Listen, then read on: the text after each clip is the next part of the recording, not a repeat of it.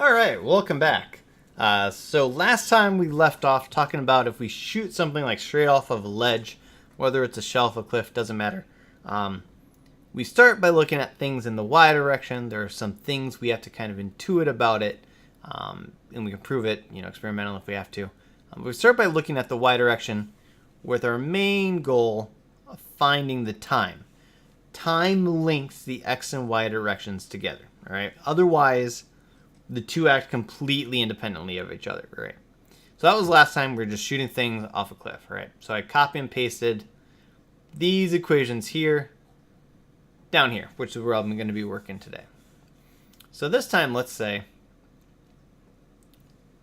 well, I could draw a straight line in that probably. All right, so there.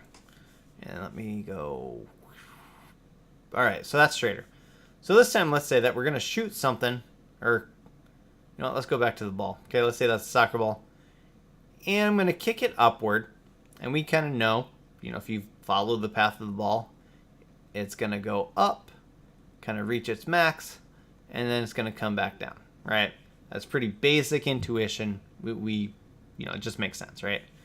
And let's say that we kick that ball at an angle. It moves upward at an angle of, I'm just going to go 30 degrees just to make it easy.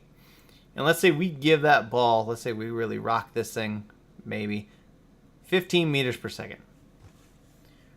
The big questions we want to know here are going to be, how high does the ball go? Or what's the change in position in the y direction, upward? Because if I'm a striker in soccer or football, wherever you're from, and I'm trying to get that above the goalie but underneath the goalpost, the frame of the net, sorry. I care very much at what height that's going to be at. The other thing I'm going to want to know, how far is that going to go in the x direction? Let's just say, theoretically, I just want to know if I miss, how far back is it going to go? So now we still know something, all right? So I know I have this 15 meters per second. It's not in the x or the y directions. So the very first thing I'm going to need to do is I need to break up that 15 meters per second. We can really think of that as the sum of two different vectors. We can think of it as, so that's, our total velocity. We can think of it as being a combination of velocity in the x direction and a velocity in the y direction. And the angle between them we know is 30 degrees. Like the question gives that to us. That's the same angle we're going to use here. Now, in order to find what the x and the y directions are, we're going to have to do some tricks. We're going to go do some SOHCAHTOA. So SOHCAH, the SO, S-O-H, sine, is really the ratio of the opposite to the hypotenuse. It's a ratio of what the lengths of these sides are. CAH, C-A-H, cosine is adjacent. It's the ratio of the length of the adjacent side to the angle, to the hypotenuse, to the length of the hypotenuse. And then the TOA part, tangent is really the ratio of the opposite side to the adjacent side. We're not going to really use tan a whole lot here. That's coming up with forces on a slope. So sine and cosine are really going to be the main things we use here. So sine we said is opposite over hypotenuse. So the hypotenuse is over the hypotenuse. It's just the side that's opposite. Sorry, our right triangle, our right angle there. That means the opposite side is 1 on the opposite side of the angle we're looking at. So I'm looking at 30. So to find Vy, I'm going to take 15. Let's start over. So the sine of 30, make sure calculators is in degrees, is equal to the opposite over the hypotenuse. So my opposite is velocity in the y direction. The hypotenuse is 15 meters per second. All right, so now just take sine of 30 times 15. Just do that algebra. Let's go 30 sine times 15, 7.5. All right. So the velocity in the y direction is 7.5 meters per second. 7.5 meters per second. All right, so then to find this side, this is the side that's adjacent to the angle, and I'm doing a very, very brief trig lesson here.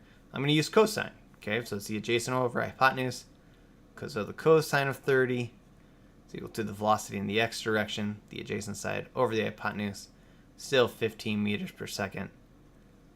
So cosine of 30 times 15 should give me a velocity in the x direction of, so 30 cosine. I would say the hardest part of this is probably figuring out how your calculator works. Like mine, I have to do the angle and then hit the cosine button before it does it. So I got 12.99. I'm just going to round that to 13 meters per second. All right, so I already know quite a bit about the path this thing is going to go. Just like with something falling off a cliff, we're still going to start just by looking in the y direction. In fact, I'm only going to look at half of the motion in the y direction because we know the ball goes up and then it comes back down. I'm only going to care about the ball going up to its maximum height, going up to the peak of the arc, okay? So we figured out the initial velocity in the y direction. Let me kind of section that off there. Was 7.5 meters per second. At the top of the arc here, once again, if I'm looking at this ball like it's being kicked kind of towards me, if it's being kicked at me, and I'm far enough away, I'm just going to see the ball go up and then come back down. And I know at the top of that arc, in the y direction, so in this case, since I'm only caring about half of the path, the final velocity in the y direction, it stops at the top before it starts coming back down. So I know that the velocity at the top of the arc is 0. Also, all of these problems take place on Earth, so I know the acceleration in the y direction is negative 9.81 meters per second squared. So the two things I can now try to figure out is, what's my change in distance in the y direction? I know I'm changing up what I'm using. Also, we can also figure out time here, all right? So these are the two things I'm going to try to figure out. I'm going to start just by trying to find distance in the y direction using initial velocity, final velocity, acceleration.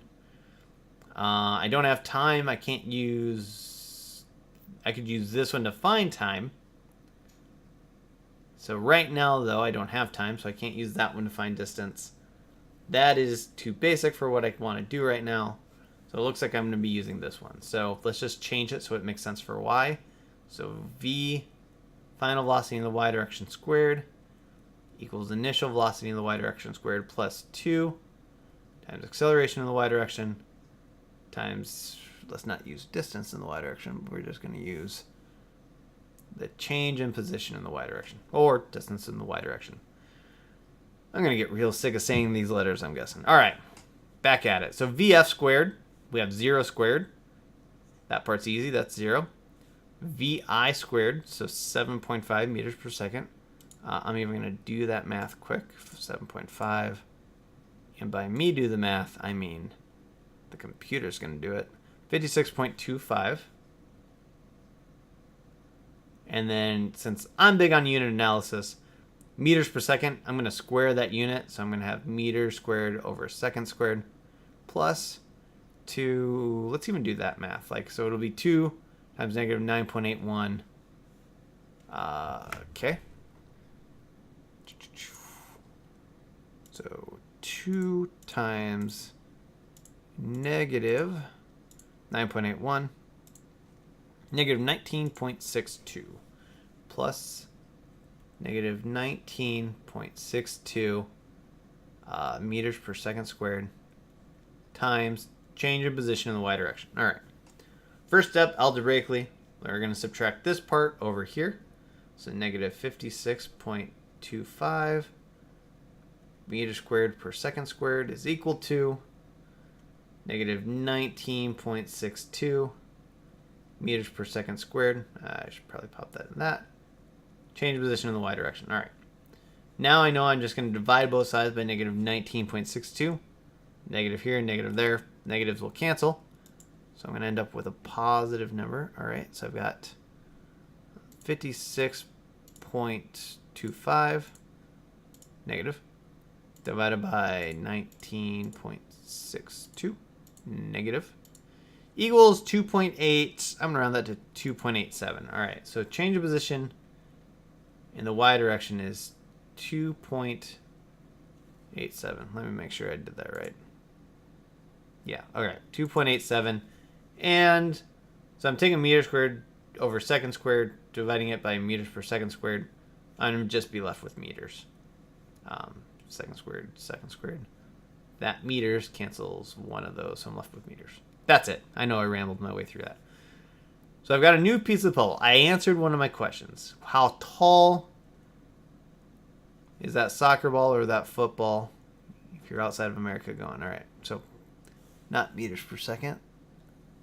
That was ridiculous of me. Meters. That's one of my answers, okay? 2.87 meters. The big goal, the big end goal for most of these is going to be change in distance in the x direction. And to do that, I'm going to need the time. So now I have a starting velocity in the y direction, 7.5, or over here. I have an ending velocity, I have acceleration. I now have distance. So now to find time, and granted that time is going to be from the beginning of its path to where it reaches its max. And that's only half of the time that this ball is in the air, because however long it takes for that ball to reach its maximum height, that's the same amount of time it's going to take for that ball to come back down. So really, I'm finding half the time here, and that's fine. Personally, I prefer using this one. I don't have to do any averages or anything. So we're going to look at final velocity in the y direction is equal to initial velocity in the y direction plus acceleration in the y direction times time. VFY is 0. VI is still 7.5 meters per second. Acceleration in the y direction, we got lovely gravity working. Make that decimal bigger, okay. Times time. First step, subtract that over. Negative 7.5 meters per second equals negative 9.81 meters per second squared times time. Now I'm just going to divide this over. Negative, negative. I'm going to end up with a positive.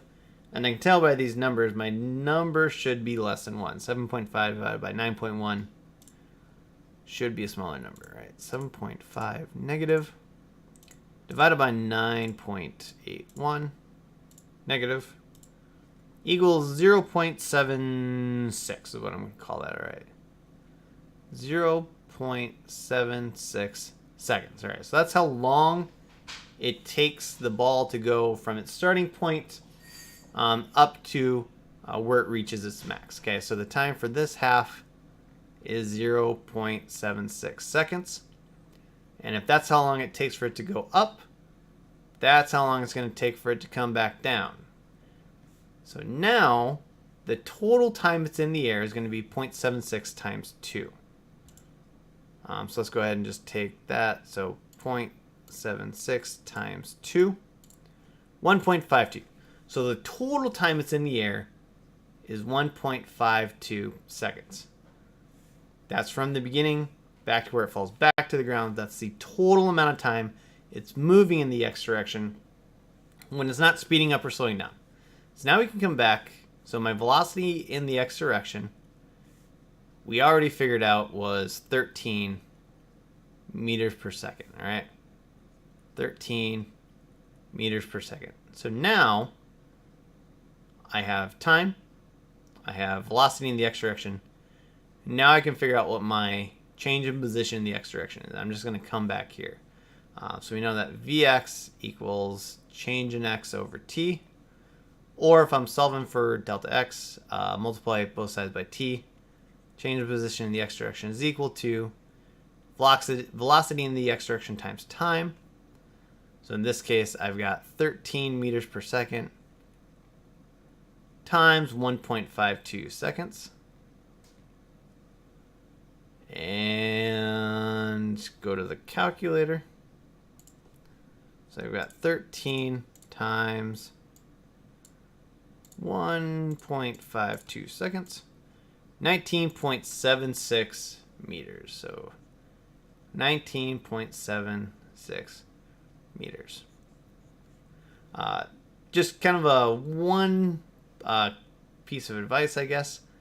If you ever find that you're getting a negative value for time, as of right now, to the best of my knowledge, we cannot go backwards in time, so you can't have negative time.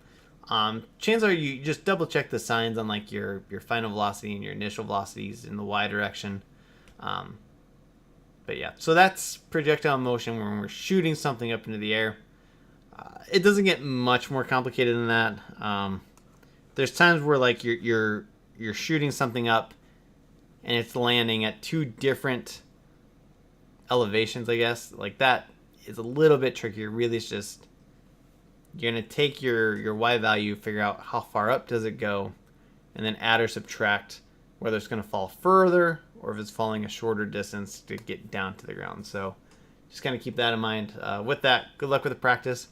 These aren't that hard. There's just a lot to them. So just be patient. Good luck.